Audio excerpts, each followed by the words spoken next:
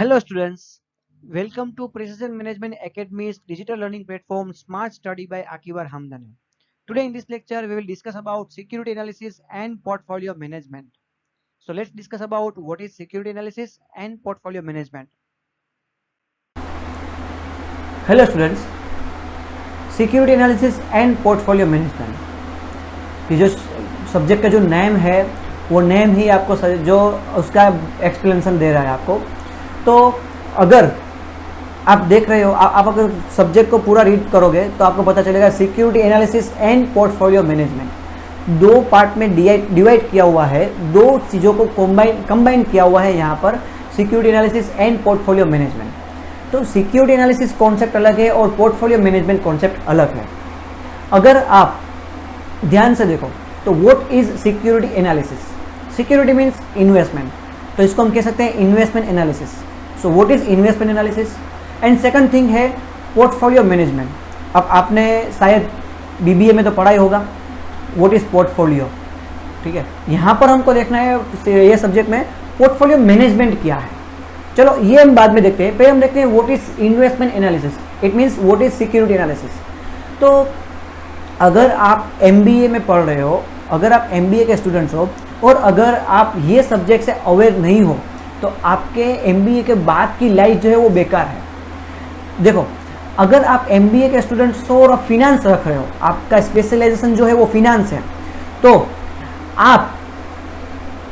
आपको करना क्या है कि एमबीए स्पेशलाइजेशन का अगर फिनेंस आपका है और बाकी की जो पीछे एमबीए के बाद की जो आपकी लाइफ है वो लाइफ में अगर आपको तीन चीज़ों के बारे में कुछ नहीं पता तो आपका एमबीए वर्थलेस है। एक चीज़ इन्वेस्टमेंट एनालिसिस, आपको किस तरह से इन्वेस्टमेंट करना है, किस तरह से नहीं करना है। दूसरा stock market analysis, stock market की जो शेयर मार्केट है वो किस तरह से चल रहा है, किस तरह से नहीं चल रहा है। और थर्ड जो है वो टैक्स पैटर्न, हमारी गवर्नमेंट की जो जीएसटी पैटर्न है, हम इनडायरेक्ट मतलब मैं आपको डायरेक्टली बोल दूं तो वो है टैक्स पैटर्न। तो आप जो टैक्स पैटर्न जो है वो अगर आपको नहीं पता, मतलब कि आपको जीएसटी क्या है वो आपको नहीं पता, तो आपका एमबीए वर्थलेस है। तो अगर आप फिनेंस के स्टूडेंट है तो आप यहाँ पर फोकस करो कि आपका इन्वेस्टमेंट एनालिसिस कैसा है, ठीक है, what is investment analysis, stock market का नॉलेज आपके पास कितना है और टैक्सेशन का नॉलेज आपके पास कितना है। अगर आप कोई भी कंपनी में जा रहे हो तो वो कंपनी आपको तभी हायर करेगी फिनेंस के लिए जब आपको पास इन तीनों में से कोई चीज़ का अगर नॉलेज है तो। चलो अब ये भी बात की बात है, ठीक है, अभी आपका MBA first year second year आपका स्टार्ट हुआ होगा। सो मैं आई डोंट नो कि आपका जो फिनेंस जो है वो कितना पावरफुल है, लेकिन होपफुली आपका फिनेंस इतना पावरफुल करना होगा आपको कि अगर आपको कोई भी सवाल पूछा जाए सब्जेक्ट रिलेटेड तो आपको आपके मुंह से कुछ ना कुछ तो आंसर निकलना ही चाहिए, चाहे वो 100% सही हो या 80% सही हो या 70% सही हो। चलो, तो इन्वेस्टमेंट एनालिसिस, तो इन्वेस्टमेंट के बहुत सारे टाइप है।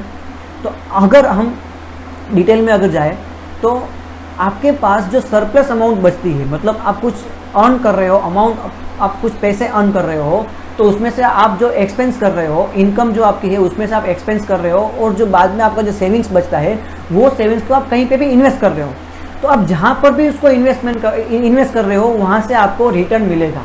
अब चाहे मैं इंडिविजुअल पर्सन मेरी बात करूँ, आपकी बात करूँ या कोई एक कंपनी की बात करूँ, जो है वो कंपनी भी है तो कंपनी के पास भी अगर सरप्लस अमाउंट पड़ा होता है तो कंपनी भी क्या करती है, इन्वेस्टमेंट कर देती है कहीं और, ठीक है। जैसे कि आपको बताए इन्वेस्टमेंट का किंग कौन है, इन्वेस्टर, इन्वेस्टरों का इन्वेस्टर कौन है, ठीक है। तो उसके पूरे वर्ल्ड में फेमस पर्सन जो है इन्वेस्टर का इन्वेस्टर, जो इन्वेस्टमेंट का किंग है जो वो है वॉरेन बफेट। तो वॉरेन बफेट क्या करते हैं, वो खुद एक कंपनी चलाते हैं और वो खुद कंपनी में कुछ प्रोडक्शन नहीं कर रहे हैं, वो जो इनकम अगर दूसरे लोग जो है वो इन्वेस्टमेंट करते हैं वॉरेन बफेट के पास, उसको बोलते हैं, वॉरेन बफेट को बोलते हैं कि भाई मैं आपके पास अगर इतना अमाउंट इन्वेस्ट करता हूँ तो आप मुझे क्या इंटरेस्ट दोगे। वॉरेन बफेट कहते हैं मैं आपको 6% इंटरेस्ट दूंगा ईयरली, ठीक है। इस तरह से अलग अलग लोगों से वॉरेन बफेट पैसे इकट्ठा करता था, फिर वो पैसों को वो कहीं बड़ी कंपनी में इन्वेस्ट करते थे ताकि वो कंपनी में से उसको 10% अगर मान लो प्रॉफिट मिल रहा है, ये एग्जाम्पल का मतलब मैं दे रहा हूँ, जो फिगर जो है वो एग्जाम्पल का फिगर है, उसको 10% इंटरेस्ट मिल रहा है तो 10% में से वो 6% किसको दे रहे थे, जो छोटे छोटे इन्वेस्टर उसको दे रहे थे उसको, और खुद जो है वो 4% का प्रॉफिट कमा रहे थे। मतलब बिना पैसे इन्वेस्ट किए 4% कमाना, ये है फिनेंस, असली फिनेंस ये है। आप बुक से फिनेंस पढ़ लो तो वो फिनेंस का कोई, अगर आपको अगर काम ही ना आए तो वो फिनेंस का कोई मीनिंग नहीं है। अगर आपने पढ़ा भी नहीं है फिर भी आप अगर पैसे को मतलब के जोड़ सकते हो, आप अर्निंग कर सकते हो, तो वो है आपका फिनेंस, आपका रियल फिनेंस। ठीक है, तो इन्वेस्टमेंट के बहुत सारे टाइप्स हैं कि अब कोई इंसान गोल्ड में इन्वेस्टमेंट करता है, कोई सिल्वर में इन्वेस्टमेंट करता है, कोई इक्विटी मार्केट में इन्वेस्टमेंट करता है, कोई share market stock mutual fund में इन्वेस्टमेंट करता है, कोई फिक्स डिपॉजिट में इन्वेस्टमेंट करता है, कोई रिकरिंग डिपॉजिट में इन्वेस्टमेंट करता है, कोई बॉन्ड में इन्वेस्टमेंट करता है, कोई करेंसी में इन्वेस्टमेंट करता है, कोई प्रॉपर्टी में इन्वेस्टमेंट करता है। तो बहुत सारे इन्वेस्टमेंट के टाइप्स हैं। इन्वेस्टमेंट की अगर बात आ रही है तो आप क्यों इन्वेस्टमेंट को एनालिसिस करना चाहते हो? इन्वेस्टमेंट ऐसी क्या चीज़ है जो आपको एनालिसिस करनी चाहिए? ठीक है, आज मैं आपको पढ़ा रहा हूँ तो आप सीधे सीधा पढ़ रहे हो व्हाट इज इन्वेस्टमेंट, इन्वेस्टमेंट का इंपॉर्टेंस क्या है, इन्वेस्टमेंट में क्या है क्या नहीं है, वो सिर्फ ठीक है। लेकिन इन्वेस्टमेंट एनालिसिस क्यों कहा गया है यहाँ पर? वो इन्वेस्टमेंट तो सबको पता है कि इसके इतने टाइप से, ये है वो है वो, अगर आप नहीं पढ़ोगे तो भी पता है आपको। लेकिन एनालिसिस क्या है उसके अंदर कि आप कितना रिस्क ले रहे हो और आपको रिटर्न कितना मिल रहा है। एक तरफ ये कहा जाता है कि हाई रिस्क हाई रिटर्न, और दूसरी तरफ ये कहा जाता है कि जितना ज़्यादा रिस्क होगा उतना लॉस होने का चांसेस ज़्यादा होगा। अब एक तरफ बोल रहे हैं कि अगर रिस्क ज़्यादा ले रहे हो तो आपका रिटर्न बहुत ज़्यादा अच्छा मिलेगा, दूसरी तरफ कह रहे हैं कि अगर आप रिस्क ज़्यादा ले रहे हो तो लॉस का चांसेस मैक्सिमम है। अगर मेरे जैसा कोई छोटा मतलब आदमी जो है, अगर छोटा पर्सन जो है, छोटी एज का पर्सन जो है, वो अगर इन्वेस्टमेंट करने के लिए निकला और अगर उसने ठान लिया कि भाई हाँ मैं ज़्यादा रिस्क लूँगा तो मुझे ज़्यादा इन्वेस्टमेंट मिलेगा, मुझे रिटर्न मिलेगा, तो क्या है, ज़्यादा अगर रिस्क लेने से अगर ज़्यादा रिटर्न मिलना है तो क्या ऐसे ही कहीं पे भी चला जाने का और रिटर्न रिस्क ले लेने का? नहीं, ये पॉसिबल नहीं है। आपको उसको एनालिसिस करना है कि आप कहाँ पर ज़्यादा रिस्क ले रहे हो और आपको रिटर्न की एक्सपेक्टेशन क्या है। ठीक है, तो जितनी एक्सपेक्टेशन है तो आपका रिस्क और रिटर्न कितना मैच हो रहा है आपका। ठीक है, वो दोनों के बीच में क्या रिलेशन है। ठीक है, रिस्क आप कितना ले रहे हो, रिटर्न आपको कितना मिल रहा है, और जो आप रिस्क ले रहे हो उसके सामने आपको रिटर्न कितना मिल रहा है। तो जितना ज़्यादा आपको रिटर्न मिल रहा है तो उतना आपका रिस्क जो है वो सही वे में जा रहा है। इस दुनिया में अगर आपको चलना है, इन्वेस्टमेंट की दुनिया में अगर आपको चलना है तो आपको ऐसे ही एज्यूम करके चलना है कि आप जो इन्वेस्टमेंट के रास्ते पे चल रहे हो वो रास्ता सीधा है और दोनों तरफ उसकी खाई है।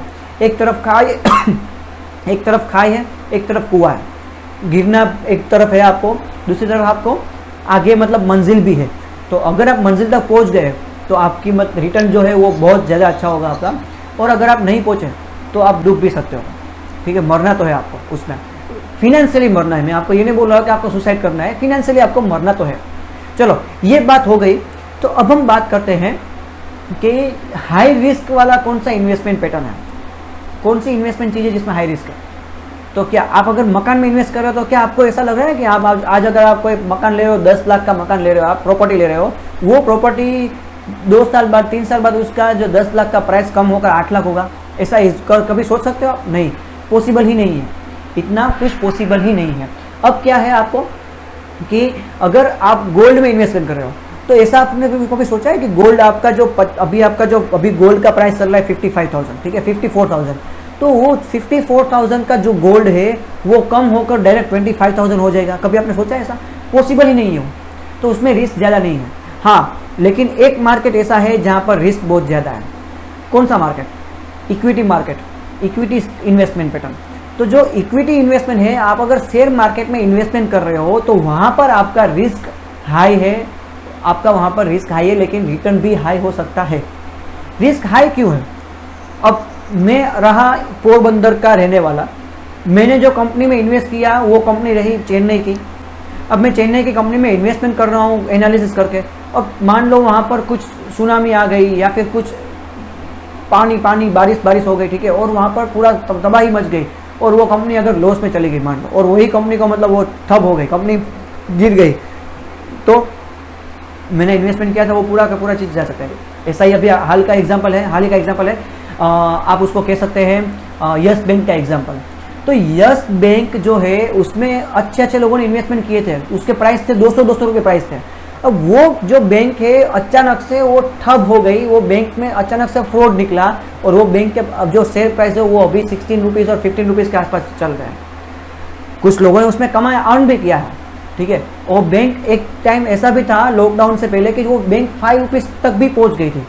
उस टाइम पे बहुत लोगों ने इन्वेस्टमेंट किया था, जैसे कि मैंने भी उसमें इन्वेस्टमेंट किया था 5 रुपीज़ पे, लेकिन 34 रुपीज़ पहुँचने पे मैंने उसको बेच दिया क्योंकि उसमें ज़्यादा फ्यूचर नहीं था और अभी उसका प्राइस 15 रुपीज़ है।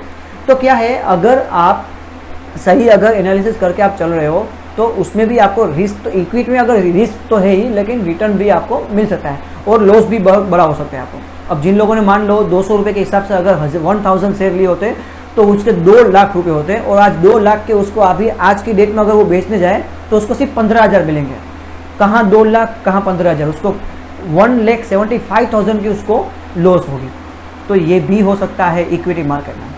तो चलो, इक्विटी मार्केट का कॉन्सेप्ट बहुत बड़ा है, मैं कभी उसके ऊपर भी एक लेक्चर रखूंगा कि what is share market, stock market कैसा वर्क करता है, ठीक है, और कंपनी कैसे स्टॉक मार्केट में मतलब के पैसे में प्राइस डिविडेंड पे करती है, और स्टॉक मार्केट का जो शेयर प्राइस है कंपनी का, वो शेयर प्राइस कैसे अप डाउन होता है, कैसे फ्लक्चुएट होता है, तो वो सब हम देखेंगे और नेक्स्ट लेक्चर में, ठीक है। आज हमको देखना है कि कंपनी अगर डिविडेंड डिक्लेयर कर रही है, अगर कंपनी डिविडेंड को डिक्लेयर कर रही है तो कंपनी के शेयर प्राइस के ऊपर उसकी क्या इफेक्ट होती है। तो मैं आपको 2 चीज़ें पहले क्लियर कर देता हूँ। कंपनी जब डिविडेंड डिक्लेयर करती है वो, और कंपनी जब डिविडेंड अलॉटमेंट करती है वो, दोनों डेट अलग रहती है। अब जब कंपनी डिविडेंड डिक्लेयर करती है वो तब क्या होता है, कंपनी ने सिर्फ मान लो कि 8 अगस्त को कंपनी ने डिविडेंड डिक्लेयर किया कि भाई मैं ये कंपनी इतना इन्वेस्टमेंट कर रहा है, मैं इतना डिविडेंड पे करूंगी, पर शेयर इतना % में डिविडेंड पे करूंगी, ठीक है। तो वो डिविडेंड का उसके ने डिक्लेरेशन किया, उसके ठीक 1 मंथ बाद या 25 दिन बाद या 45 डेज के बाद कंपनी क्या करेगी, डिविडेंड अलॉट करेगी, डिविडेंड पे करेगी, ठीक है। अब आपको क्या देखना है उसमें कि अलॉटमेंट जो डेट था वो और डिक्लेरेशन डेट था वो, उस दोनों में शेयर प्राइस में क्या फ्लक्चुएशन आया है, ठीक है। अब शेयर प्राइस अप डाउन कैसे होते हैं, तो क्या वो डिविडेंड इतना ज़्यादा पे करती है तो उससे शेयर का प्राइस बढ़ता है क्या, उसका डायरेक्टली रिलेशन नहीं है। अगर डिविडेंड पे करती है कंपनी, ठीक है, तो मार्केट में उसकी वाहवाही मतलब बचती है, मतलब उसकी गुडविल अच्छी लगती है, लोगों को उस कंपनी के बारे में अच्छी मतलब खबरें मिलती है, पता चलता है, तो लोग उसमें इन्वेस्ट करने की सोचेंगे, चलो भाई कि मुझे उसमें इन्वेस्ट करना है, ठीक है। तो क्या होगा, इन्वेस्टमेंट करने के लिए लोग उसमें टूट पड़े तो उसकी डिमांड बढ़ी, अगर डिमांड बढ़ी तो क्या होगा, उसका जो शेयर प्राइस है वो भी बढ़ेगा, ठीक है। डिमांड सप्लाई का रूल यहाँ पर होता है। अब अगर मान लो कंपनी ने डिविडेंड डिक्लेयर किया, या तो मान लो डिक्लेयर नहीं भी किया, ऐसे ही कंपनी के बारे में कुछ नेगेटिव न्यूज़, ठीक है, रूमर्स फैल गए, ठीक है, तो क्या है कि कंपनी का जो मार्केट में जो है वो नेगेटिव इंप्रेशन होगी, कुछ बुरी बातें मतलब मार्केट में सब लोग करेंगे, तो क्या होगा, लोग सोचेंगे भाई कि अभी भी तो शेयर की प्राइस मैंने इन्वेस्टमेंट किया हुआ था, वो शेयर की प्राइस अभी कम तो नहीं हुई, तो जल्दी मैं बेच डालूं उससे पहले कि वो कम हो जाए, तो मैं जल्दी ये शेयर को बेच डालूं। तो लोग क्या करेंगे, वो शेयर को बेच डालेंगे, मतलब डिमांड उसकी कम हुई, जो था वो भी मतलब लोग बेचने लगे, तो क्या होगा, उस टाइम पे शेयर की प्राइस डाउन होगी। क्यों डाउन होगी, क्योंकि लोग शेयर बेच रहे हैं, तो अगर प्राइस कम करेंगे तो दूसरे लोग जो होंगे, छोटे इन्वेस्टर होंगे, वो शेयर को परचेस करेंगे वापस, ठीक है। अब मेरी कैपेसिटी है 50 रुपये का एक शेयर खरीदने की, और शेयर का प्राइस चल रहा है 100 रुपये, अब मैं 100 रुपये में तो इन्वेस्ट नहीं कर नहीं सकता, तो मैं क्या करूँगा, जब उसकी प्राइस 50-60 के आसपास पहुँचेगी तब मैं इन्वेस्ट करूँगा। तो भाई प्राइस 50-60 के आसपास कब पहुँचेगी, तब पहुँचेगी जब उसकी मार्केट में थोड़ी वैल्यू डाउन होगी और लोग उसका शेयर बेचने लगेंगे, तब उसकी प्राइस डाउन होगी। और उस टाइम पे मेरे जैसे लोग जो 50 रुपये के आसपास अगर इन्वेस्टमेंट अगर पैटर्न ढूंढ रहे होते हैं, तो वो सोचेंगे भाई कि भाई ये कंपनी की वैल्यूएशन तो अच्छी है, 100 रुपये वाली है, लेकिन अभी उसका बुरा वक्त चल रहा है इसलिए वो 50 में मिल रही है, तो मैं अभी इन्वेस्टमेंट कर देता हूँ, तो 50 से तो कम नहीं होगी, वो 50-60 के आसपास रहेगी, फ्लक्चुएट हो रहेगी, तो मुझे वैसे भी कोई प्रॉब्लम नहीं है, तो मैं उसमें इन्वेस्टमेंट कर दूंगा। इस तरह से लोग उसमें इन्वेस्टमेंट करेंगे, जैसे जैसे उसमें इन्वेस्टमेंट बढ़ेगा 50 वाला, तो उसकी प्राइस स्टेबल हो जाएगी और धीरे वापस बढ़ेगी। अब मान लो कंपनी ने, अब क्या होता है कि शेयर प्राइस के ऊपर इफेक्ट आती है कंपनी के डिविडेंड पे करने पर। कंपनी अगर डिविडेंड पे कर रही है तो उसकी इफेक्ट शेयर प्राइस पर कैसे आएगी, ठीक है, और वो हमको कैसे फाइंड आउट करना है, वो मैं आपको अभी नहीं बताऊंगा, मतलब किस तरह से, मतलब कि उसके लिए क्या क्या टूल्स चाहिए वो मैं आपको अभी बता रहा हूँ। तो कंपनी अगर डिविडेंड पे कर रही है, मान लो कोई एक कंपनी है, HDFC कंपनी है, HDFC कंपनी ने, जो HDFC बैंक है उसने डिविडेंड पे किया 2020 में, डिक्लेयर किया, पे ही नहीं किया, डिक्लेयर किया है डिविडेंड कि भाई मैं इस बार मैं 4000% में डिविडेंड डिक्लेयर करूंगा, 4000% डिविडेंड डिक्लेयर करने का उसने अनाउंसमेंट किया है। तो क्या है, 10 रुपीज़ एक शेयर का प्राइस है, एक शेयर का प्राइस कितना है 10 रुपीज़ है, ठीक है। अब उसका एक शेयर को अगर मुझे 10% डिविडेंड देना है तो उसका कितना होगा 1 रुपीज़ होगा, 100% देना है तो 10 रुपीज़ होगा, 400% देना है तो 40 रुपीज़ होगा, ठीक है। 4 रुपीज़ होगा। अगर 10% है तो मुझे क्या होगा 4000 रुपीज़, 4000% अगर वो दे रही है तो मुझे 40 रुपीज़ का 40 रुपीज़ का मुझे क्या मिलेगा मतलब के डिविडेंड मिलेगा मुझे, ठीक है। अब मान लो चलो वो तो कोई एक पर्टिकुलर अगर आपको अमाउंट दी गई हो, पर्टिकुलर आपको परसेंटेज दिए गए हो, ओरिजिनल परसेंटेज, तो आपको सही से आपका आइडिया आएगा। लेकिन मैं आपको दे रहा हूँ एग्जांपल दे रहा हूँ कि वो 10 रुपये के ऊपर अगर वो 15 रुपये आपको दे रही है, आपको डिविडेंड दे रही है कंपनी, एक शेयर के ऊपर आपको 15 रुपये डिविडेंड दे रही है, डिविडेंड देने का दावा कर रही है, डिक्लेयर कर रही है। आज 8 अगस्त है, 8 अगस्त को कंपनी ने कहा मैंने कि मैं इस तारीख को डिक्लेयर कर रही हूँ कि मैं मेरे शेयर होल्डर्स को एक शेयर के सामने 15 रुपये का डिविडेंड पे करूँगी, एक शेयर के सामने वो 15 रुपये का डिविडेंड पे करेगी। तो उस डेट को क्या शेयर प्राइस था आपको वो लिखना है, जिस दिन को डिक्लेयर किया है वो, जिस दिन को पेमेंट किया वो नहीं, जिस दिन को डिविडेंड डिक्लेयर किया है उस दिन में कितना डिविडेंड पे किया शेयर का प्राइस था, और उसके ठीक एक वीक के बाद, ठीक एक वीक या 10 दिन या 12 दिन, आप कोई भी ले सकते हो, और एक वीक ले सकते हो, 10 दिन ले सकते हो, 12 दिन ले सकते हो, या उससे भी ज़्यादा ले सकते हो, कोई भी दिन ले सकते हो आप। ठीक उसके 8-10 दिन बाद उसका शेयर प्राइस क्या है, ज़्यादा मतलब इंक्रीज हुआ है या डिक्रीज हुआ है, इंक्रीज हुआ है या डिक्रीज हुआ है। मैं रिपीट कर रहा हूँ कि अगर आप 8 अगस्त को कंपनी ने डिक्लेयर किया कि मैं इतना डिविडेंड पे करूँगी, उसके ठीक 8-10 दिन बाद उसका प्राइस, जो प्राइस उस टाइम 8 अगस्त को था उससे अगर बढ़ रहा है तो मतलब शेयर होल्डर्स जो है उससे इंप्रेस हुए हैं, वो डिविडेंड की जो घोषणा की है, डिविडेंड डिक्लेयर किया है, उससे जो शेयर होल्डर्स है वो इंप्रेस हुए हैं और बाकी के लोगों ने भी उसमें इन्वेस्टमेंट की है, ठीक है। और अगर प्राइस डिक्रीज हो रहा है मतलब कि लोग इससे सेटिस्फाइड नहीं हुए, ठीक है, तो उस लोगों ने इतना कुछ इसके ऊपर ध्यान नहीं दिया और बेहतर समझा कि यहाँ से इन्वेस्ट करने की जगह कहीं और इन्वेस्टमेंट करें, ठीक है। तो यहाँ से जो शेयर थे वो निकाल कर दूसरी कहीं और इन्वेस्टमेंट करने लगे, क्योंकि उनको पता चल गया कि भाई ये साल का डिविडेंड ये इसने डिक्लेयर किया और डिविडेंड में कुछ है ही नहीं, सिर्फ 5 रुपये है, ठीक है, तो ऐसा कुछ फायदे बेनिफिट नहीं है, तो क्यों यहाँ पर इन्वेस्टमेंट करें। तो ये सोचकर ये लोग जो शेयर होल्डर है वो क्या करेंगे, कहीं और इन्वेस्टमेंट करेंगे। ये सब लॉन्ग टर्म पैटर्न वाले इन्वेस्टमेंट की जो इक्विटी इन्वेस्टर्स का प्रोसेस है। तो उस टाइम पे अगर आपको आइडेंटिफाई करना है तो डिविडेंड यील्ड फाइंड आउट करना है। आपको क्या करना है, डिविडेंड यील्ड। तो डिविडेंड यील्ड कैसे मिलेगा आपको, तो जो आपको डिविडेंड जितना आपको कितना परसेंटेज में डिविडेंड पे किया हुआ है वो उसके डिवाइड बाय आपका कितना परसेंट कितना प्राइस चल रहा है। 10 रुपया नहीं चल रहा है, 10 रुपया का बेस प्राइस है, शेयर का बेसिक प्राइस है, लेकिन मार्केट में अभी कितना चल रहा है, तो भाई HDFC का अभी मार्केट में प्राइस चल रहा है 1085 रुपीज़ चल रहा है। आज की डेट में 1085 रुपीज़ HDFC का प्राइस चल रहा है। आप 250 रुपीज़ 250% आप डिविडेंड पे कर रहे हो, तो वो 250% किसके ऊपर है, 10 रुपये के ऊपर है, ठीक है। तो 1000 रुपीज़ के ऊपर कितना परसेंट डिविडेंड मिलेगा, तो वहाँ पर आपको मिलेगा मान लो 0.60% आपको डिविडेंड मिला है HDFC बैंक का। तो ये आपका डिविडेंड यील्ड हो गया, मतलब कि share dividend in percentage divide by share price, current share price, वो आप डिवाइड करोगे तो आपको डिविडेंड यील्ड आपको मिल सकेगा।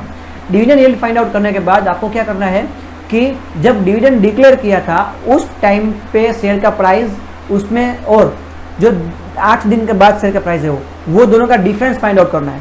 वो डिफरेंस क्या है वो, तो भाई 5 रुपया डिफरेंस, मान लो भाई 1085 रुपीज़ आज चल रहा है अभी, मतलब आज डिक्लेयर किया है डिविडेंड, और उसके 10 दिन बाद अगर मान लो 1100 प्राइस चला गया, तो जो 1100 रुपीज़ जो आपका प्राइस चला गया वो क्या है, 1085 में से 1100 माइनस करो तो 15 रुपीज़ बचेंगे। तो मतलब आपके शेयर की प्राइस 15 रुपीज़ इंक्रीज हुई। आपके शेयर में कितना परसेंटेज का चेंजेस, कितने रुपीज़ का चेंजेस हुआ, 15 रुपीज़ का चेंजेस हुआ, 15 रुपये का आपके शेयर प्राइस में चेंजेस हुआ। कैसा हुआ, पॉजिटिव चेंजेस हुआ। इट मीन्स के डिविडेंड ने उसको कहीं ना कहीं तो अफेक्ट किया हुआ है। इस तरह से डिविडेंड आपको अफेक्ट करता है, आपके शेयर प्राइस को डिविडेंड इस तरह से अफेक्ट करता है। अब आपको उसको कैसे कैसे आपको एक कैलकुलेशन करना है वो मैं आपको नेक्स्ट लेक्चर में बताऊंगा। तब तक आपको मैं आज का जो लेक्चर है उसका आपको मैं छोटा सा ब्रीफ दे देता हूँ कि मैंने आज के लेक्चर में क्या क्या कवर किया है। हम लोगों ने देखा व्हाट इज इन्वेस्टमेंट एनालिसिस, मतलब security analysis, what is portfolio management. Investment analysis कितने टाइप्स हैं वो हमने देखे, उसमें से सबसे हाई रिस्क कौन सा है वो हमने देखे। तो हाई रिस्क में है equity analysis, equity share investment, equities investment में अगर आप इन्वेस्ट कर रहे हो तो उसमें से आपको किस तरह से उसकी पैटर्न है क्या नहीं है, और डिविडेंड उसका शेयर प्राइस कैसे अप डाउन होता है वो हमने आज देखा, और डिविडेंड आपको कैसे अफेक्ट करता है शेयर प्राइस के ऊपर। तो मैं आपको डिविडेंड कैसे अफेक्ट करता है वो अभी भी शॉर्ट में आपको बता रहा हूँ कि अगर आप डिविडेंड डिक्लेयर कर रहे हो, वो डिक्लेयर करने की जो डेट है वो डेट और उसके 8 दिन बाद की डेट को आपको डिफ्रेंशिएट करना है शेयर प्राइस में। उसको जो डिफरेंस है उसको आप एक एक्स ले लो, वाई ले लो, और डिविडेंड यील्ड को आप एक्स ले लो, फिर एक्स और वाई का आप को रिलेशन फाइंड आउट कर लो, रिलेशनशिप फाइंड आउट कर लो, तो आपको पता चल जाएगा कि कितना उसके ऊपर अफेक्ट आया है, डिविडेंड का अफेक्ट शेयर प्राइस के ऊपर आया है। तो हम नेक्स्ट लेक्चर में मिलेंगे कुछ नए टॉपिक के साथ, कुछ नए इंटरेस्टिंग बातों के साथ, कुछ नए कुछ चैलेंज के साथ और कुछ नए नॉलेज के साथ, ठीक है। तब तक आप अपने आपको ग्रो करिए, अपने आप को एक्सप्लोर करिए, इस दुनिया में, इन्वेस्टमेंट की दुनिया में अपने आप को एक्सप्लोर करिए। Thank you so much guys.